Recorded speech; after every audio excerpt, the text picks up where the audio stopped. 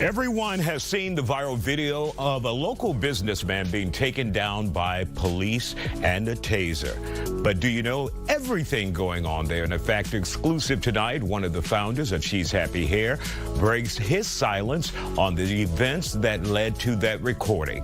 Plus, the bad side of the restaurant business. How do those restaurant owners trying to turn a profit deal with people who are trying to run game and steal services?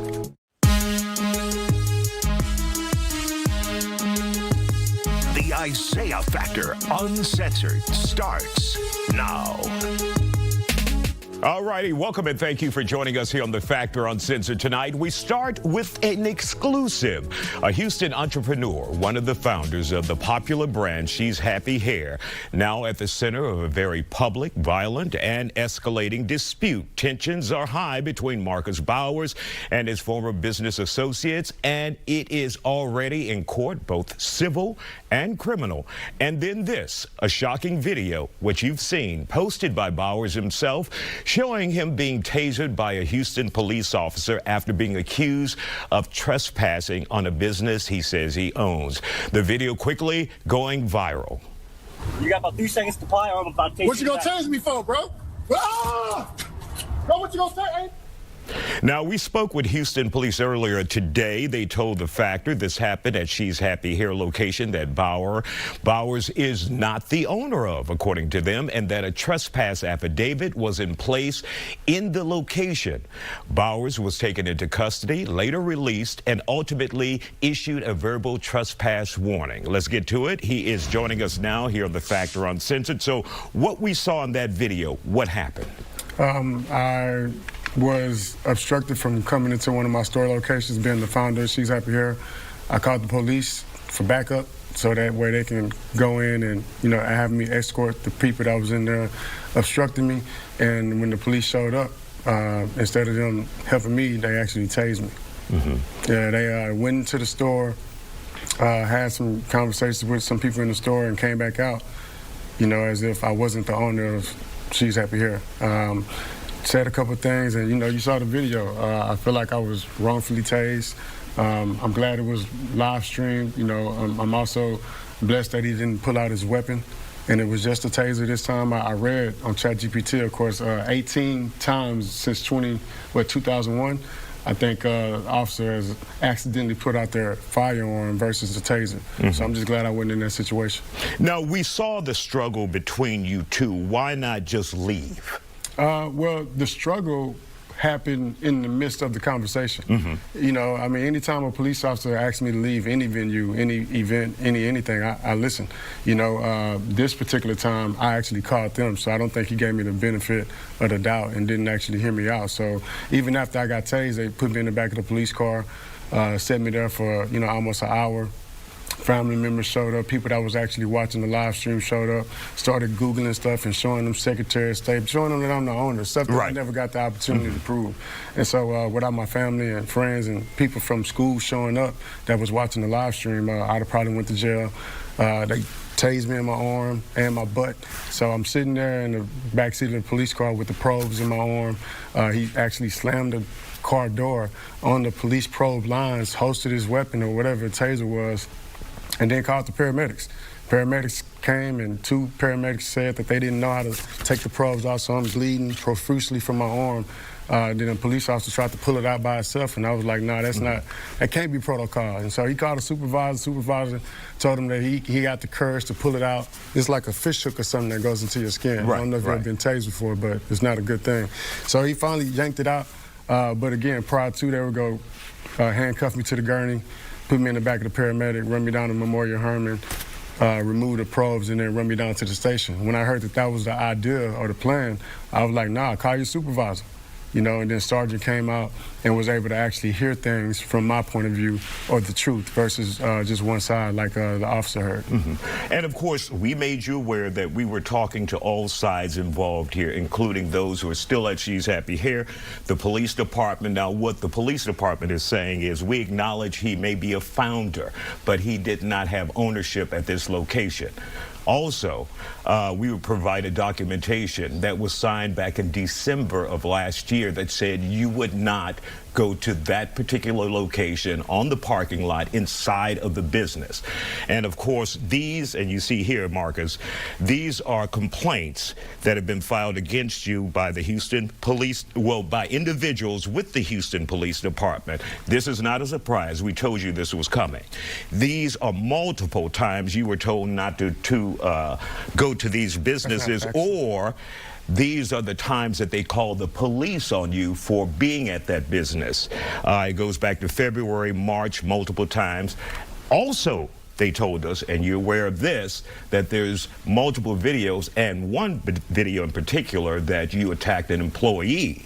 And of course, we told you that was coming as a result, and that's why they did not want you back at that facility. So what are your thoughts about all of that? Well, you know, we've been in this dispute since 2024.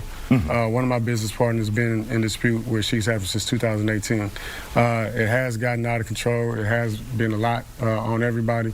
I've made requests to keep that particular person that you see on the screen here from even coming to the store. And that's the one you get into a physical fight with. We're looking at there. He's not even the owner for the Southside store, so he's not even supposed to be in the store. Okay. So he's one of the people that I'm asking to leave, and instead of them leaving and doing what I'm asking them to do, they're doing what everybody else wants to do, which is steal the company from me. So again, that particular person that you see on the TV here, he's not an employee, he's an owner for the Northside location. He has no business in the Southside store. And I gotta say, it's difficult watching all of this because you guys have created such a successful business that many people in this community remain proud of. Yeah. But it has turned to this. Yeah, we got away How from. unfortunate is that? We got away from the focus, the social responsibility, you know, the stuff that y'all know us for. We stopped doing back to school give backs. We stopped doing the family fun days in the park. We're not doing the things that got us here because, you know, we focus on other things. When I say we, I mean certain executives on the team doing reality TV shows, buying grills, just mismanaging funds versus growing the brand like you saw us doing in the beginning. When we started And off, of course, really quick, while you mentioned that, they also accuse you of taking money from the company as well, to the tune of $125,000. Yeah. But that's an allegation. Yeah, everything's an allegation. Again, I haven't taken out anything that is not deserving to me. Over the years, we started She's Happy here with just $800. 2020, we never took out any loans. When COVID hit, we started taking loans out, not because of me, but because of one of my business partners. So he took out $600,000 loan, $300,000 loan, all the PPP loans, and it just disappeared. Okay. And so that's where is there any way to fix this? Because like I say, watching this in real time is a tragedy. It is. I think the way to fix it, you know, is letting the courts do what the court's supposed to do. You know, I think they keep resetting the court dates, and, you know, a lot of this civil stuff, it takes a while. So while we're waiting, we're closing down stores. Arlington is closed. We're not ordering hair for none of the stores. All the inventory boards are on the red. And so me watching this happen is just damaging. I can't watch the customers suffer, watch the team suffer. So I'm the one speaking for all of us versus, I always want to tell people, like, you know, I built a team full of leaders and not a leader with a team. And so that's what we're dealing with. Got it. And of course, we reached out to She's Happy here, and they said this is not what they want to do, be on TV talking about this. They said leave that to you. But unfortunately, hopefully you guys can get it together, because that was a successful business, and we were proud of it. We still are. The business isn't going anywhere. It's just, you know, this internal dispute that, you know, we need to kind of fix and keep the brand moving forward. So we want to go from 9 stores to more stores, not 9 to 4, which is what we did as this person being the CEO. All right. Well, we want to thank you for coming and sharing your story and wish you the best.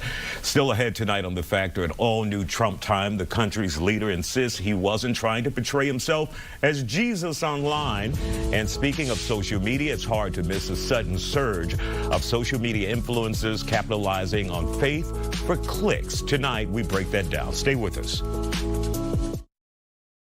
Do you want every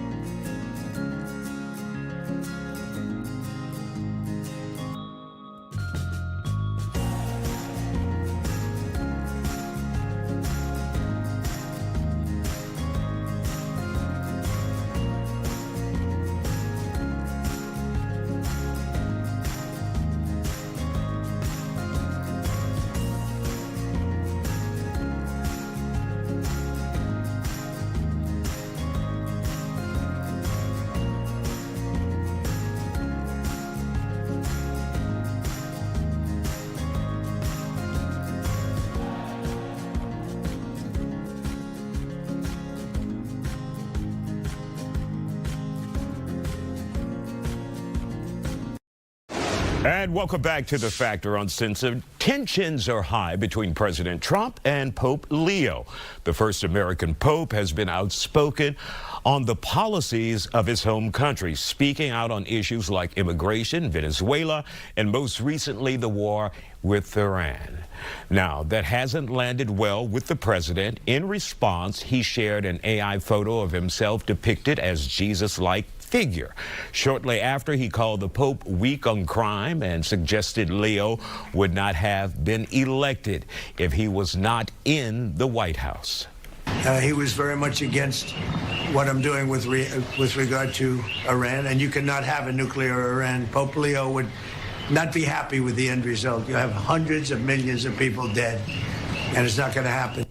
Now, Pope Leo is stressing he was not directly attacking President Trump and will continue to share the message of the gospel. Meanwhile, President Trump says he refuses to apologize. Joining us to talk about it, University of Houston downtown professor Dr. David Branham and pastor and journalist Dr. Ruth Allen Olison. Glad to have you on the Fact. Dr. Ruth, what do you think about this beefing with the Pope? Well, it's not surprising. We just keep sliding down. We are making him. He's making America sick again with all of this buffoonery. This is just ridiculous. He says such amazingly ridiculous things, and he never apologizes. That's part of the narcissism. Lest we forget, this is not the first rodeo. So he just never apologizes. And Dr. Branham, you are a history buff and expert on politics. This is not the first time the American president has disagreed with a pope, a sitting pope. No, it's not an unusual thing, especially during a war. The Pope will typically say, we need to come to peace. And this is what this Pope is saying, but in my opinion, he's adding a political ideology in there. But that's what the message is going to be. It happened with Pope John, with President Bush. It happened with John F. Kennedy. It was an issue because he was Catholic, and he refused to bow and kiss the papal ring. So there's always a controversy going on between the Pope and the President. So this is not unusual, but what's unusual is the tone here. It's kind of a crazy tone. It's personal. It's at absolutely least from the personal. president's perspective. Yeah. It is, and I think it's personal from Pope Leo's perspective too. I mean, he is attacking the United States on this. He's attacking President Trump and the United States, even though he's not saying Trump's name out loud a lot. He's not saying anything about the thousands of people who were killed during the protests in Iran, or the decades of women being oppressed in Iran, or death to Israel. He's not talking about that. He's going to the United States. He said, go to your leaders. He said, go to your congressmen. He's talking about the United States. So this is something that's going to open him up to criticism from the president and a lot of people who are supporting the war effort. So the controversy is going to be there. He's opened himself up to it, and so we get this nice back and forth going on. Now, go ahead. As a spiritual leader, he has a responsibility, though, to talk about these kinds of things. We have a situation in which many people, thousands of people, are being killed now, including 164 children. Any religious leader is going to speak out against that. There's nothing wrong with speaking out against that. And of course, the picture, AI-generated picture that he posted, some say depicting himself as Jesus. He says, well, I was more like a doctor. Yeah. You know, I'm a doctor, but is that sacrilegious? Well, I think doctors should be offended. But look, the truth is, the fact is, that is going toward this white Christian nationalism, and that's just, it is what it is. But it was, some of those Christian followers spoke up against it, saying, look, take that down. Well, there's a lot of stuff they didn't speak up against, but now they're offended by that. And if you want to look at the Bible, all of these depictions of Jesus as a white man are sacrilege, because that's not what the Bible says. The Bible says the skin of Jesus was bronze. Now, he was in first century Palestine. So look, he's going to be a dark man. How in the world can he hide out in Egypt as a blonde, blue-eyed white man? Got it. We'll have to end there. All right, Dr. Branham, I don't think you want to follow that up anyway. Still ahead. Don't go anywhere. We're adding more players to this conversation on the other side of the break.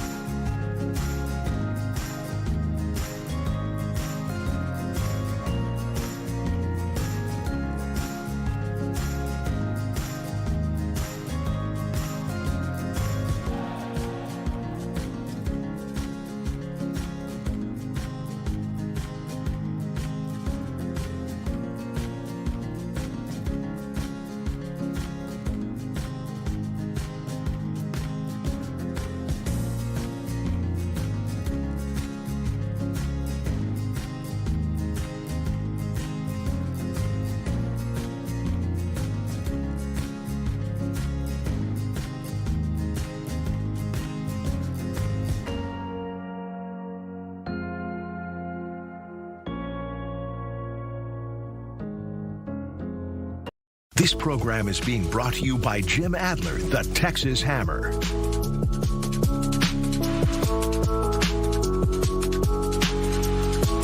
All righty, welcome back. We continue our discussion on the contention between President Trump and Pope Leo. It comes as many Catholics are also upset with the president for posting an AI-generated image making him look like Jesus. Today, the president insisting it was not meant to be offensive. Instead, he says it's an image of him as a doctor helping people. The post has since been taken down without explanation from the White House. Let's bring in Angela Box and Texas State Representative Ron Reynolds. So first of all, Angela, were you okay with that? Well, you know, I was more offended. With the post? I was more offended. Wait. Let's deal with the post first. Okay. It was a little evocative of Christ, I would say, with the halo and the glow and the aura. But, you know, I was actually really offended when Trump said, quote, "This was the moment when the rise of the oceans began to slow and our planet began to heal," when he got nominated for president. Oh, wait, that was Barack Obama. And Barack Obama would have school children singing songs to him and everyone getting the vapors every time he walked by. It's like, spare me. Trump is, you know, he's kind of a megalomaniac, right? He has a soupçon of narcissism. I don't think this was the best thing for him to do. But, you know, I want to take him at his word that he didn't mean to portray himself as Jesus Christ, but it was evocative of such. It was not the best you're going to get, Ron Reynolds, today. That's the best you're going to get from Angela Box today. Yes. Isiah, as a Christian, I was deeply offended. I was offended for all Christians because what Trump did was blasphemy. This was idolatry. Trump is more of Antichrist than Christ. Christ represented humility. He served the poor and the sick. This man is a narcissist that caters to billionaires. He doesn't give a damn about minorities and the poor and widows. So I, as many other Christians across this nation, across this world, were deeply offended that he would depict himself as Jesus Christ. This man is bigger than a narcissist. This is... I don't even know how you sit here and defend this guy tonight. Any MAGA person, the hypocrisy. Don't give me that Christian conservative, Christian nationalist crap. This man should be denigrated for this act. This was below the pale, Isiah. And I don't care if he's Democrat, Republican, or not. This was the opposite of being Christ-like. Well, again, we had a guy for 8 years who claimed that when he was elected president, the ocean levels would start to come down a little bit. And, you know, yes, we can. Yes, we can. So, I mean, we lived through 8 years of a massive megalomaniac that the media had nary a peep to say about any of this for obvious reasons, because they were all on his side. But anything Trump does, it's, you know, it's World War III figuratively. Are you ever concerned about the president on social media and some of the things that he sends down? Yeah, you know, I'll be honest. Yes, I think that sometimes he could temper his, like, you know, watch his tongue. Like, think twice before you hit post. You know, there's been some very incendiary language with him and a few of his former supporters, like Megyn Kelly or Alex Jones or whomever. Also, and I just think it's sometimes it's not the best look. It's like you don't need to say everything that just is in your head all the time. Mm-hmm. And Ron, I have that problem too, by the way. we know. So Ron, but this is who the American public voted for. This is. You know, and should anybody be surprised? Well, now? I think that they... Or did it get worse? I think it's getting worse. I think it's getting progressively worse. I mean, this guy is the epitome of breaking all the sins. We all sin and fall short of the glory, but every day this guy is breaking the 10 Commandments, thou shalt not lie. He lied about that image. That was no depiction of him being a physician. He knew what he was doing. So this guy's a compulsive liar. He's done so many things to cast himself in such a negative image. I would expect more out of a little kid. All right. And this is a first. Angela gave so much. I did. Are we not talking about the Pope? No? Well, now he's offending Catholics. No Pope talk? And we forgot about the Pope. No. Still ahead, looking for during a high-risk police raid. Still ahead, what one officer was allegedly caught doing on his phone while a raid was going on, looking for a little ass. We'll talk about it next. The best viewed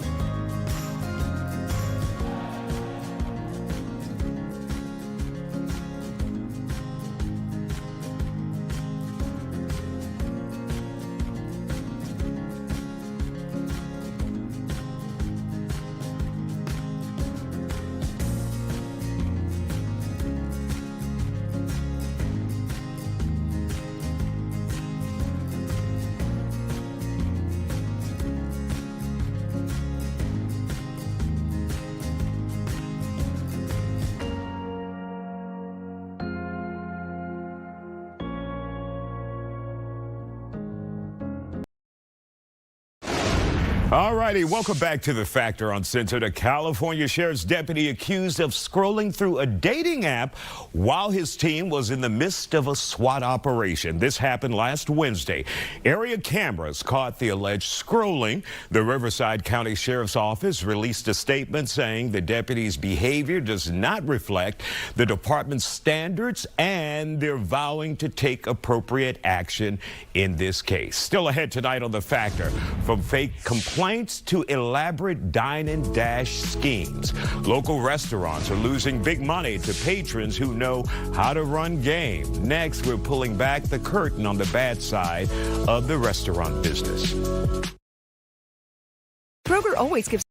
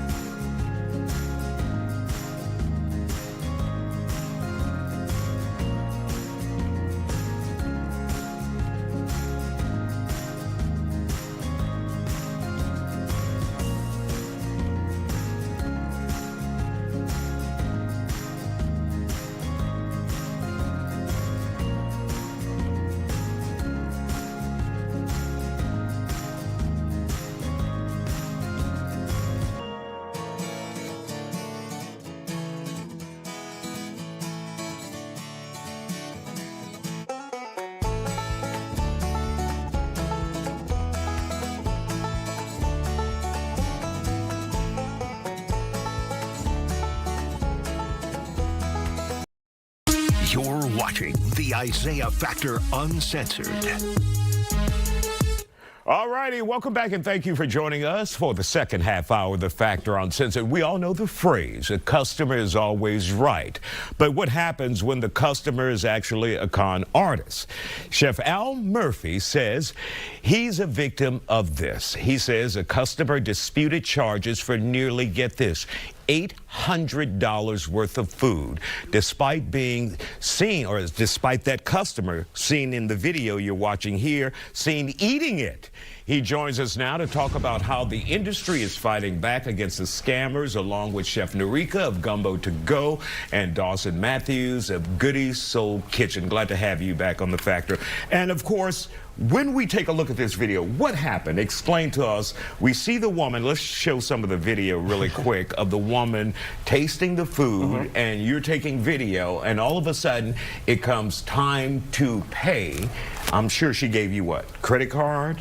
So she actually paid before. Okay. So no matter what my services are, you must pay before I do anything. That's smart. So I do a lock-in fee, which she did not pay, but she paid it in full. So it was grace because she paid on the invoice. I didn't want her to do that because it was a last-minute order, because I get groceries fresh. So that day I drove there, something was just off because it was just like, you have this big mansion, you know, you have this nice, you know, car, and it was just like, I went inside the house, I'm like, you're just walking around with house shoes and your hair is just everywhere. I'm like, girl, what are you doing, you know? And I'm like, okay, let me take a video of you eating the food, is that okay? She didn't want to. She was hesitating. She was like, well, I don't like the camera. I said, girl, you look good in the camera. Let me just record you eating the food. You had a feeling. I had a discernment, yes. It was telling me, yes. My assistant was with me, Richard, and he was like, something ain't right about that. So I said, yeah, let me just get some videos. I did ask, though, and she said yes, eventually, and then I recorded her.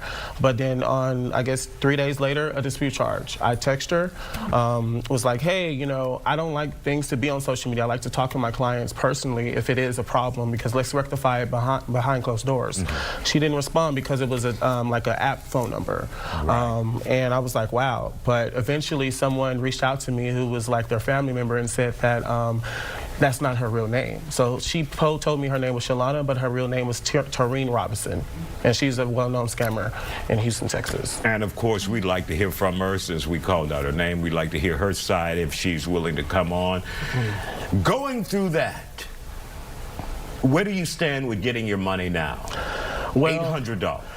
$800 is a lot for me, and I can say... Because you pay for that food, you cook that food, drove an hour and a half. You may have an assistant helping you. Yeah, and it kind of took me back a bit, but at the end of the day, you know, money comes and goes, and Chef Delicious can, you know, I can like beat any battle. And to me, it did hurt me a little bit because I drove an hour and a half away. You called me, you know, with sympathy, saying, you know, I want you to do this for we've been wanting your food for the longest, since last year of November.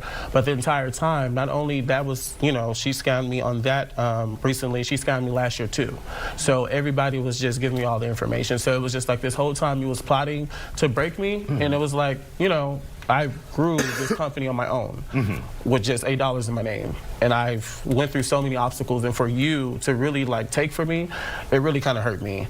And it was like, I didn't want to blast her to the point where it was just like, oh, like, look what you did to me. It was more so like other business owners out here go through a lot of stuff like this, and we use our hard working money with no loans. Never had a loan in my life, and you just took from me. And I had to work my way back getting that. And selling a little That hole is there. Yeah, forever. It was like, wow. But, you know, I smiled and kept it going, went to the next catering event, still with the dispute start, still was being Al. Because Al's going to always smile, Al's going to always continue to grow Chef Delicious, point blank period. All right, and Norika and Dawson, what have you guys gone through? Anything similar to that, and just how damaging is it to your company to survive? Yeah, so it typically happens a lot with us. I mean, we are like a food truck, a real popular food truck, Goody Soul Kitchen. So we get like a lot of like a lot of customers that come from out of town. So what they'll typically do is call in and order over the phone and give us a free credit card number, and then they'll dispute it once they kind of leave. But you can kind of imagine where, you know, if they're coming here for vacation, they're spending a large amount of money. So previously in like spring break, you want to say when we're in our high season, you know, you probably will get about 15 to probably 17% of people basically refund the money for it. So it does happen a lot, you know, but at the end of the day, it's all we can do is, you know, take a picture of kind of the receipt and make sure that we upload it to our payment processing system. And Chef Norika, regular here, what have you gone through really quick? That hasn't happened with me, but there is a scam going where people will actually call you and book and pay for it with a stolen credit card. Then they'll ask you to do a favor, like transferring some money to another vendor, and they're going to give you extra money for that. And then you end up holding the bag, because once that card is reported stolen, the bank is looking for those funds to come from you. So that is the thing that I have run into, but I'm on it. I even have somebody currently trying to scam me that way right now, but I'm hip to it. And how important is it that business owners are hip to this and not be caught off guard? It's very important, because with the situation I mentioned at my restaurant that happened at, it put my bank account in the negative. I had a good relationship relationship with the president of the bank, and I was able to rectify the matter. But it's very important that you are aware so that you can avoid those problems. All right, really quick shout out your businesses as we leave. Gumbo to Go, 8th Streets, we're on Tidwell and Tidwell. And Chef Delicious, I'm mobile, and, you know, can I show my shirt? Yeah. Yes. I'm the owner. Oh, that's cute. Like the Dewan Matthews Goody Soul Kitchen, we located at 2024 Rush Street, and we open from Thursday through Sunday from 7 p.m. to 3 a.m. So we are one of the only late night soul food spots in Houston. That's right. And I'm going to need my cut of all that. We'll be back. We'll continue this discussion. Don't go anywhere. That's why I'm here.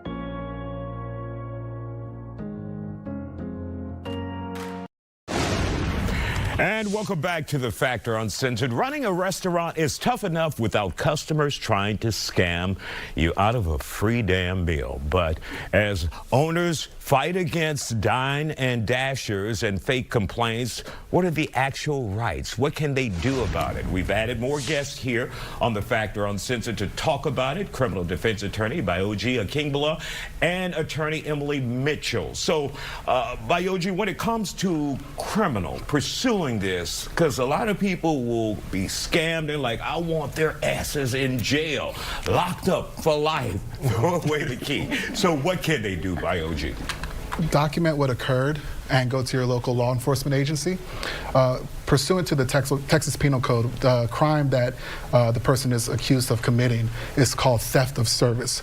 Essentially, when you receive a service for free and then defraud that vendor from getting the money that is due. So in a case like this, I'd always would recommend an owner, make sure that you have the agreement in writing. I think the owner here did a really good job of documenting. I saw the text messages. All that's evidence that there was in fact an agreement. Money was expected. The services were rendered, and then now this person is defrauded.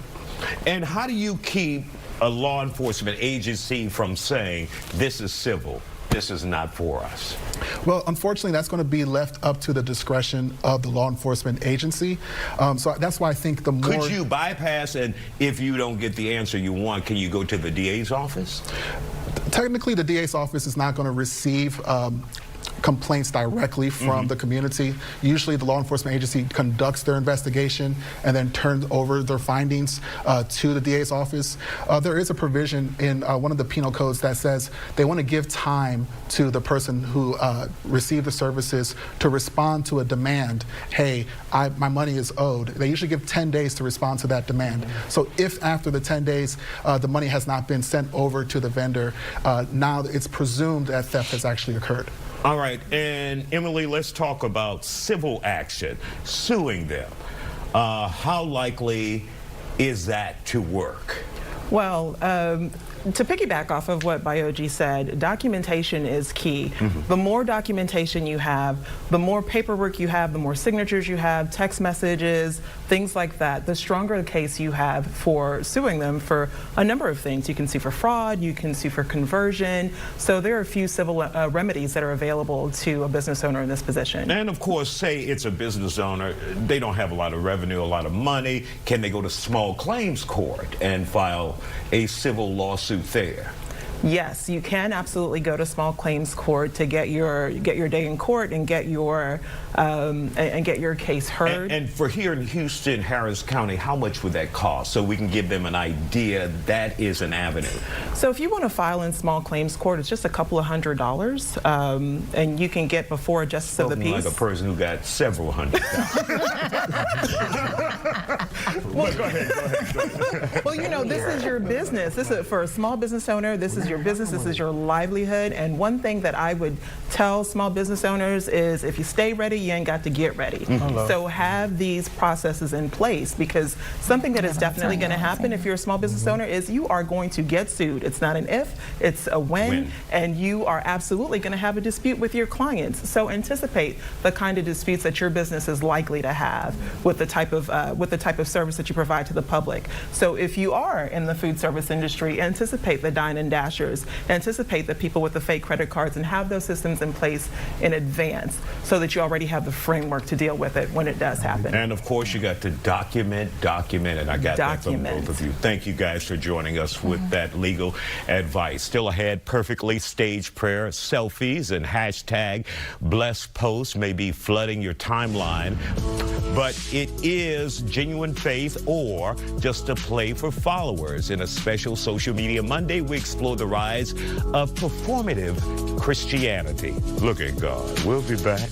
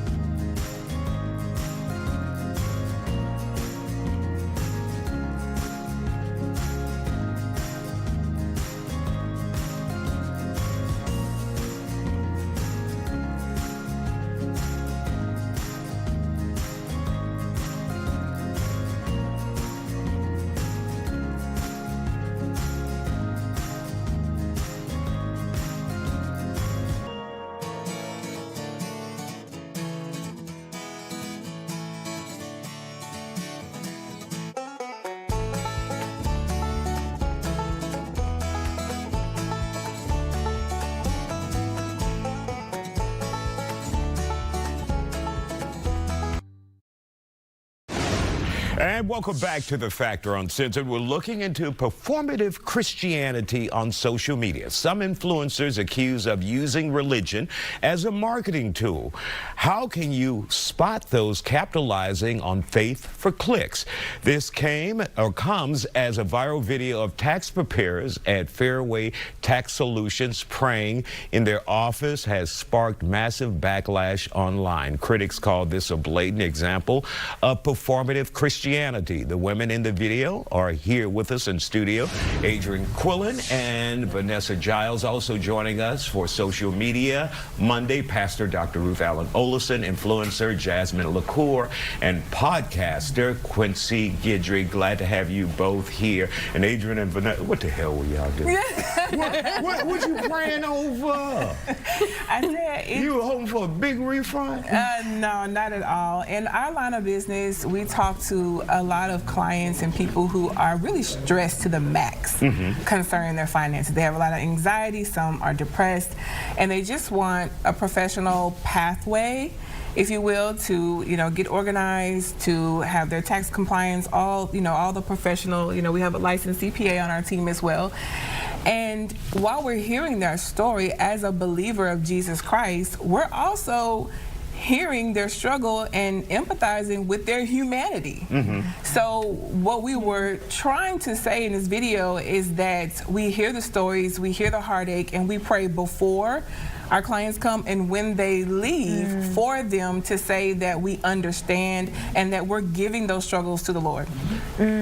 Did you see the backlash? I'm sure you felt it. I did. I was the one that was in the comments going back and forth with our community. You pray before you respond? That was my flesh coming out. But I did. And we, I've been on social media. I'm a millennial, so it's not something that's new. We see people go viral for so many different reasons all the time. And I just didn't take it too much to heart. I just said, well, it is what it is, and we're okay with it. We're just going to keep pushing forward. All right, Jasmine and Quincy, let's hear from you. Your thoughts about performative Christianity. Well, as an influencer and also entrepreneur, I see it a lot. I see a lot of business coaches that are also influencers that come on and say, I'm a faith-based business coach, and I'm going to help you, and da-da-da, and they literally use Jesus' name just to get sales, just to get new clients, just to make money, and they literally mock God, they mock Christianity, and they just use it as a marketing tactic, as a marketing tool to get money into their business and fund their lifestyle, and I call them Bible pimpers. Quincy, your thoughts? I don't think it's right, man, when people actually do these types of things. You're actually trying to play on people's emotions just to draw attention, just to draw business and things like that. I mean, now, on my podcast, sometimes we often pray before, but we don't pray during. But that doesn't mean that we're not faith-based. But it's not something that we're advertising as well, you know what I mean? That's just like one of those things, black-owned businesses. You don't necessarily have to have a black-owned business and say it's posted as a black-owned business because you can have black people working in the front. You see they black asses walking in. Exactly. But it's just one of those things, it's like clickbait. Come on in, reel them in. Dr. Ruth, who are we to judge? How do we know? Should we be concerned if they are authentic or not? We absolutely should be concerned. Yeah, very concerned. And yet, how would you know? Let me pull out my Bible.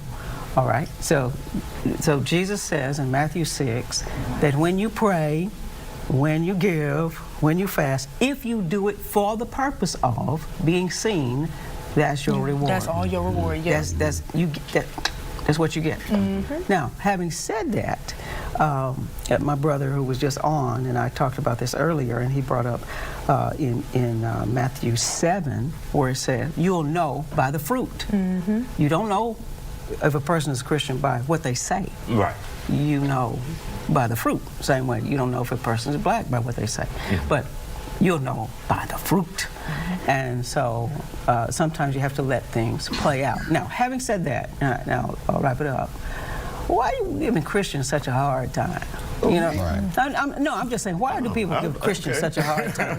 If you want to pray before your work, you should pray before your work. Christians have a right to be performative, and it's not just to, it's not. We don't know what's in their heart. I love the fact, coming up on April 15th, that people who are doing taxes pray over the people who are getting ready to pay taxes. All right.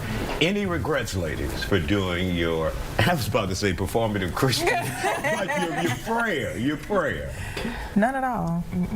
No, I think that there is an audience who understood, and it is reaching that audience, and we're getting them some help.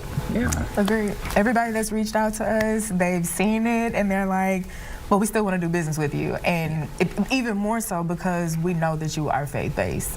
Well, thank you, guys. We wish you the best.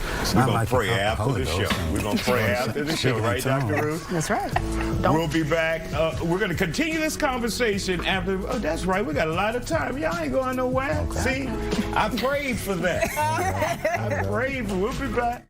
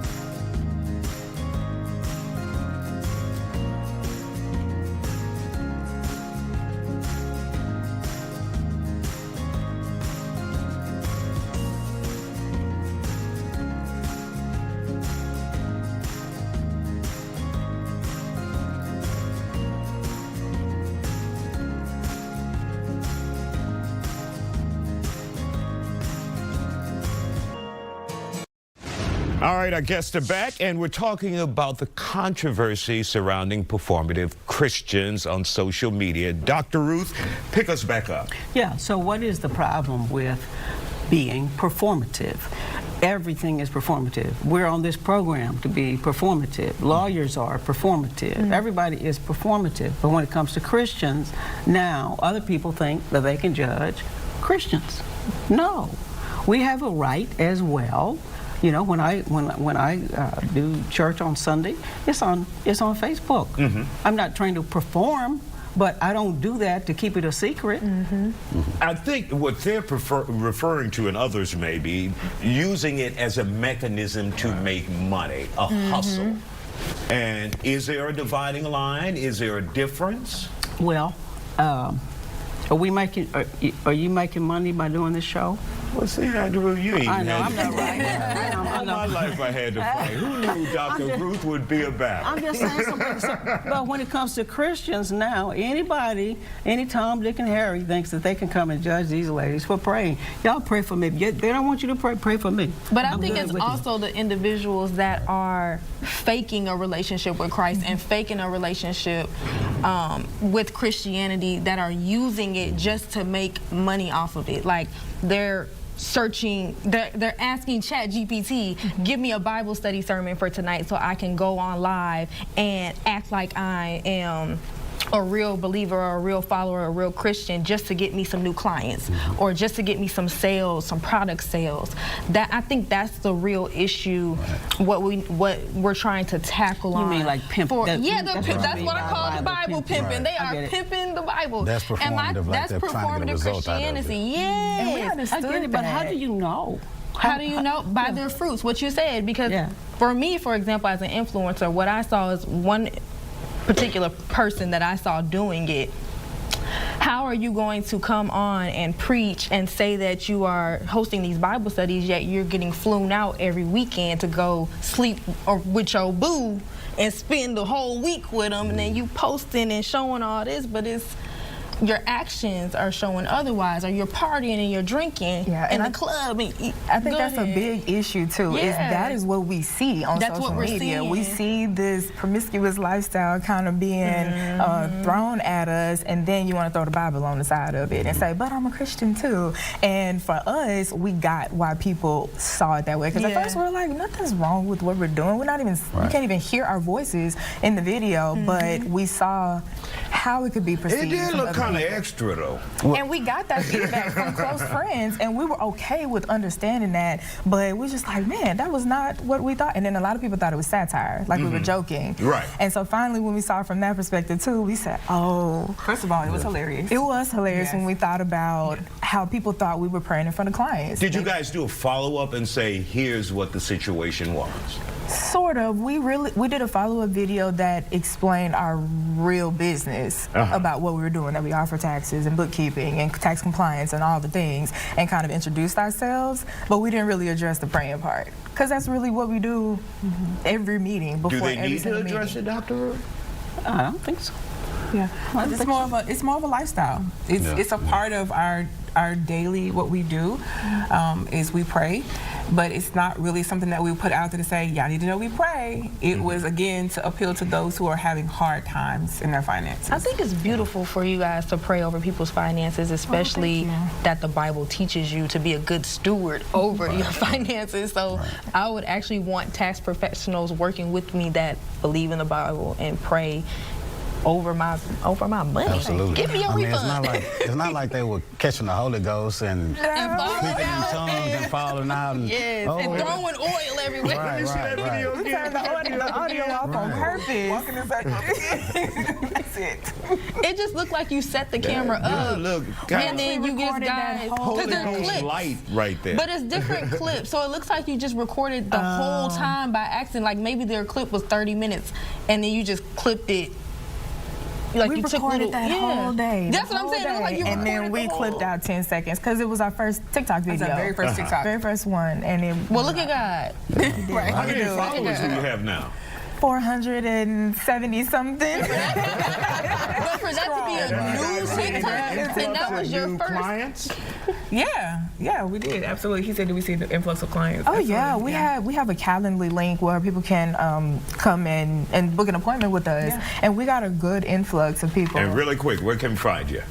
On all social media platforms at Fairway Tax Solutions. All right, and of course, we want to thank you all for joining us here on The Factor Uncensored. That'll do it for us, and of course, you can catch Dr. Ruth on Facebook, on The Factor, and streaming nonstop. Thank you, Dr. Ruth. And at brick and mortar. Okay, Okay. Come to church. Okay, Dr. Ruth. I know I've been changed.